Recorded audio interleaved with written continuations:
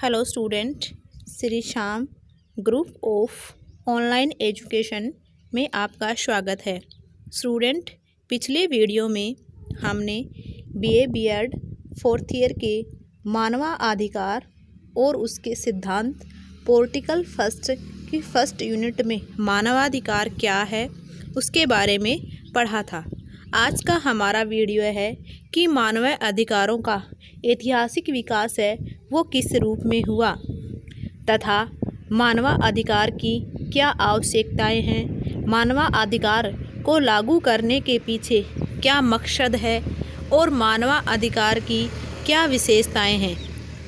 इस वीडियो में हमने इन टॉपिकों को शामिल किया है।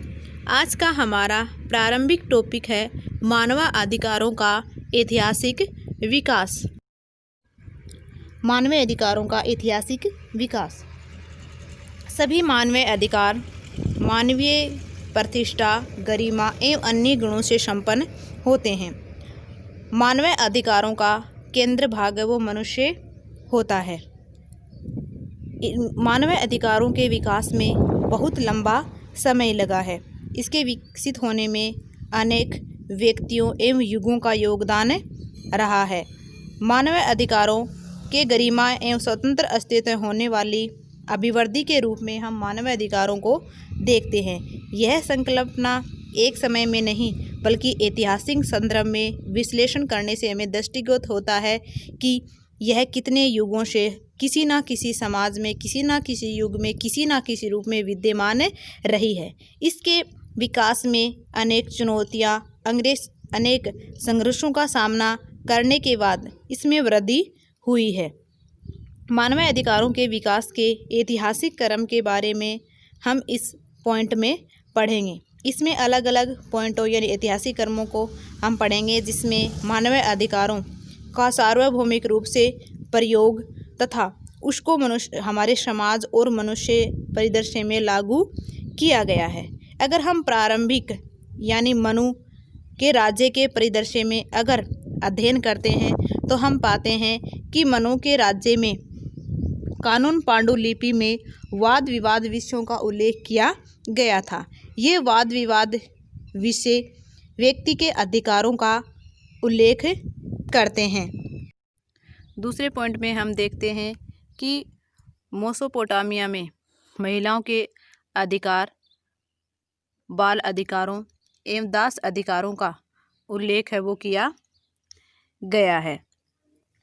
यह संहिता मानव अधिकारों से संबंधित दस्तावेजों को सर्वोत्तम उदाहरण मानी जाती है। तीसरा है दर्शन शास्त्र में जैनों के अनुसार प्रकृति मनुष्य के व्यवहार का सर्वाधिक उत्तम प्रदर्शन करती है। जैनों कहता है कि लोग प्रकृति पर आधारित नैतिक व्यवस्था के विकास में भरपूर कोशिश करते हैं। यही कारण है कि मानवीय दर्शन में प्राकृतिक कानून की परंपरा है वो शामिल होती है।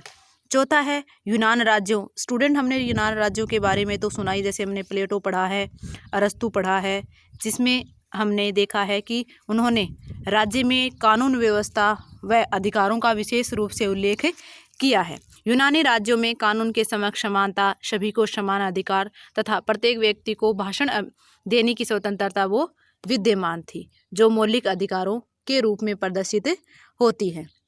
उसके बाद अगर हम सम्राट अशोक के काल में पढ़ते हैं तो वहाँ पर नागरिक अधिकारों का उल्लेख मिलता है। 1215 का मेग्ना कार्टा जो मानव अधिकारों की संकल्पना के रूप में उदय हुआ था, यानी 1215 ईस्वी में मानव अधिकारों की संकल्पना का उदय हुआ था।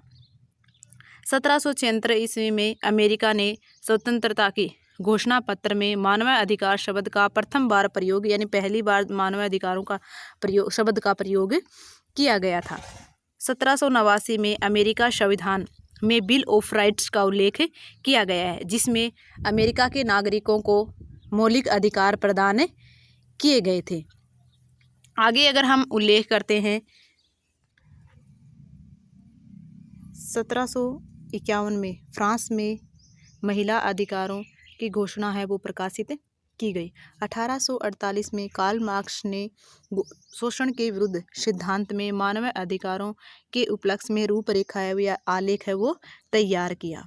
1807 ईस्वी में ब्रिटेन ने दास प्रथा का दास व्यापार का निषेध किया था। 1919 में राष्ट्रीय संघ के सहयोग से मानव अधिकार का उल्लेख किया गया था। इसमें यह उल्लेख किया गया कि हम बाल श्रम, संगठन बनाने की स्वतंत्रता, समान कार्य के लिए समान वेतन जैसे मानव कार्यों का क्या है रक्षा करेंगे। 1925 में बालकों के अधिकार के लिए जिनेवा में घोषणा की गई। इसमें दासता और बालश्रम के उन्मूलन हेतु कार्य किए जाएंगे। इसके लिए अंतर्राष्ट्रीय प्रयास है वो किया गया। 10 दिसंबर 1948 को विश्व मानव अधिकार दिवस के रूप में मानव अधिकारों को पूर्णतया अंतर्राष्ट्रीय मान्यता प्राप्त हुई। फ्रेंड्स, ये था मानव अधिकारों के संबंध में संक्षिप्त में ऐतिहासिक विकास। आगे हमारा टॉपिक है मानव अधिकारों की आवश्यकता। मानव अधिकार मानव विकास की मूलभूत या महत्वपूर्ण आवश्यकता है। व्यक्ति के सांस्कृतिक और सामाजिक उत्थान में मानव अधिकारों की महत्वपूर्ण भूमिका है। अब हम मानव अधिकारों की आवश्यकता के रूप में पढ़ते हैं। पहला है समग्र व्यक्तित्व का विकास। मानव के समग्र व्यक्तिगत विकास में मानव अधिकारों की महत्वपूर्ण भूमिका है। इनकी अनुपस्थिति में हम मानव विकास की कल्पना भी नहीं कर सकते। व्यक्ति के जीवन जीने की स्वतंत्रता, गरिमा, समानता का अधिकार है वो प्रत्येक व्यक्ति की आवश्यकता होता है। दूसरा पॉइंट है सामाजिक विकास। संपूर्ण समाज के विकास के लिए मानव अधिकार एक महत्वपूर्ण साधन है। समाज में मानव अधिकारों को किसी कारण अगर विराम दे दिया जाए तो उस समाज में रहने वाले व्यक्तियों के विकास में भी अवरुद्धता या बाधा उत्पन्न होगी। तीसरा है समानता व स्वतंत्रता का पोषक।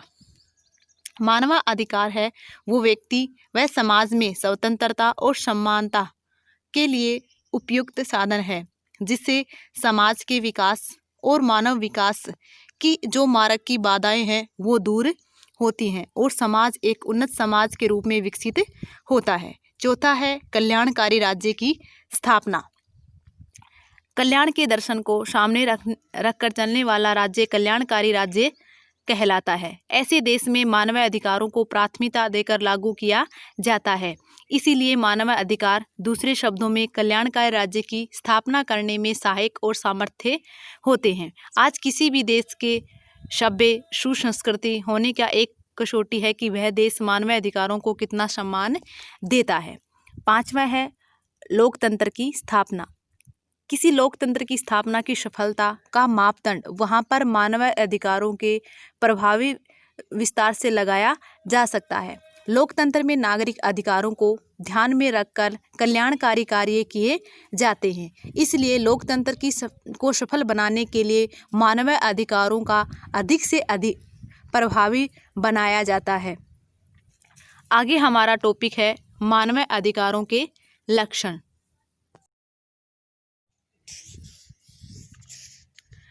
मानव अधिकारों के लक्षण के रूप में हम कुछ पॉइंट पढ़ते हैं। पहला पॉइंट है मानव अधिकार मानव समूह का दावा। प्रत्येक व्यक्ति अपने व्यक्तित्व का विकास चाहता है और उसके लिए उसे कुछ सुविधाएं भी प्राप्त हों। जितना ज़्यादा सुविधाएं और उसके अवसर प्राप्त होंगे उतना अधिक व्यक्ति का विकास संभव होगा। इसीलिए मानव अधिकार है वो एक मानव समूह का प्रतिरूप प्रस्तुत करता है। दूसरा है मानव अधिकार सामाजिक दावे के रूप में। जो समाज में संभव हो उन दावों को अधिकार के रूप में मान्यता नहीं मिल सकती। जो किसी व्यक्ति विशेष के स्वार्थ की पूर्ति करते हों ऐसे दावे होते हैं जिसमें सभी के हितों की पुष्टि होती है। समाज के द्वारा स्वीकृत हो जाने पर ही ये दावे मानवाधिकार कहलाते हैं, जिनके बारे में समाज के अधिकतर व्यक्ति यह मानते हैं कि उनके बिना समाज की उन्नति और विकास संभव नहीं है। तीसरा पॉइंट है मानव अधिकारों का स्वरूप कल्याणकारी। मानव अधिकारों का स्वरूप वो कल्याणकारी होता है। किसी न किसी सामान्य व नैतिक उद्देश्यों की पूर्ति के लिए मानव अधिकार होते हैं। व्यक्ति द्वारा राज्य के समक्ष प्रस्तुत मांगे से केवल वे ही स्वीकार्य होती हैं जो व्यक्तित्व के सर्वांगीण विकास में सहायक होती हैं। चौथा टॉपिक है मानव अधिकारों का राज्य द्वारा संरक्षण। स्टूडेंट, हम सभी जानते हैं कि मानव अधिकारों की रक्षा वो राज्य द्वारा की जाती है। ये अधिकार इसलिए की जाती है ताकि समाज द्वारा उनको वैधानिक तौर पर स्वीकार्य हो सके तथा राज्य अपने उत्तरदायित्व को पूरा कर सके। सब व्यक्ति समान अधिकारों का उपभोग कर सकें। किसी भी व्यक्ति द्वारा किसी दूसरे व्यक्ति के अधिकारों का हनन ना हो और किसी भी व्यक्ति द्वारा अधिकारों का दुरुपयोग न हो। पांचवा पॉइंट है मानव अधिकार विकासशील होते हैं। मनुष्य अपने व्यक्तित्व के विकास के लिए राज्य से कुछ सुविधाओं की मांग करता है। उन सुविधाओं को राज्य द्वारा स्वीकृति मिल जाने पर वो क्या कहलाते हैं? अधिकार कहलाते हैं। ये समय समय पर परिवर्तित होते रहते हैं। जैसे जैसे आवश्यकताएं बढ़ती हैं अधिकारों का प्रकृति है और स्वरूप है वो बदलता जाता है। इसीलिए विकास मौलिक अधिकार या मानव अधिकार हमेशा विकासशील होते हैं। मानव अधिकारों के साथ कर्तव्य। मानव अधिकारों के साथ वो कर्तव्य जुड़े होते हैं। एक व्यक्ति का अधिकार दूसरे व्यक्ति का कर्तव्य बनता है। अगर हम कर्तव्यों की अवहेलना करेंगे तो हमें अधिकारों की प्राप्ति नहीं होगी। गांधी जी कहते हैं कि अगर हम कर्तव्य करेंगे तो अधिकार हमें अपने आप मिल जाएंगे। अगर हम अपने कर्तव्यों को पूरा नहीं करेंगे तो हमें अधिकारों की कल्पना भी नहीं करनी चाहिए।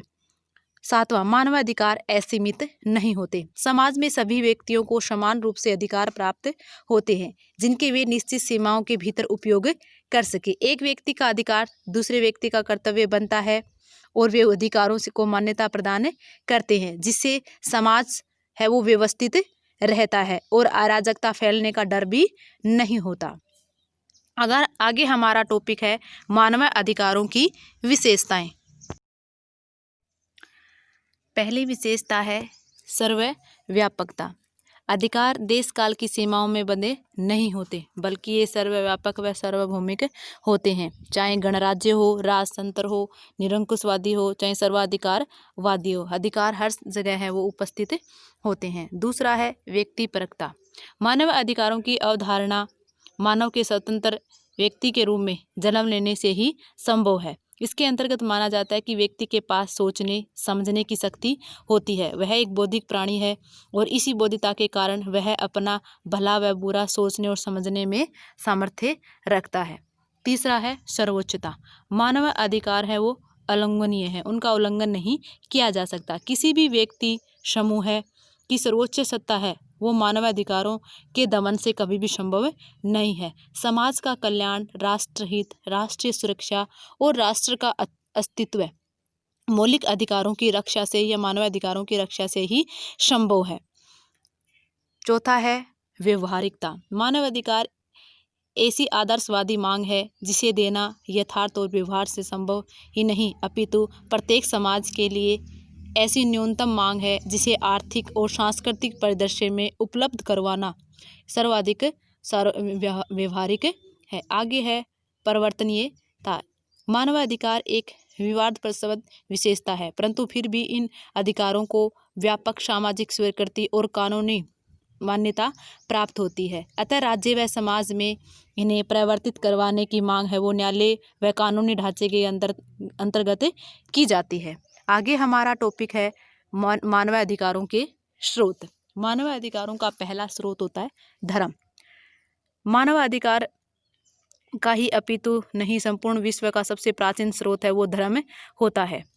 मानव अधिकार के आधारभूत नियमों की उत्पत्ति सभी प्रमुख धर्मों से हुई है और धर्म के परिदृश्य में ही हम प्रारंभ में, जैसे मैंने आपको पहले वीडियो में बताया था कि हमारे रामायण, बाइबल सभी में मानव अधिकारों का किसी न किसी रूप से उल्लेख किया गया है। दूसरा है प्राकृतिक कानून।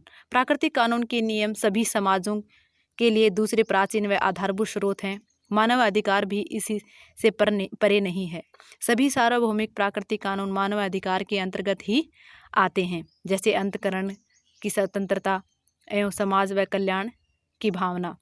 आगे है सकारात्मक कानून। वर्तमान में सभी कानून बनाने की संस्थाएं व्यक्ति को जो आधिकारिकता प्रदान करती है वे सभी मानवाधिकार के अंतर्गत ही आते हैं। चौथा है राज्य की क्रियाशीलता। मानवाधिकार के क्षेत्र में सरकारी आदेश और प्रशासनिक प्रक्रिया की अहम भूमिका होती है। पांचवा है नेतृत्व व विचारधारा। एक विशिष्ट समाज में जो विचारधारा प्रचलित होती है वही मानवाधिकारों की परिभाषा कहलाती है। इस प्रकार विचारक व नेताएं भी इससे प्रभावित होते हैं। आज का वीडियो हमारा यहीं कंप्लीट होता है। थैंक यू, धन्यवाद।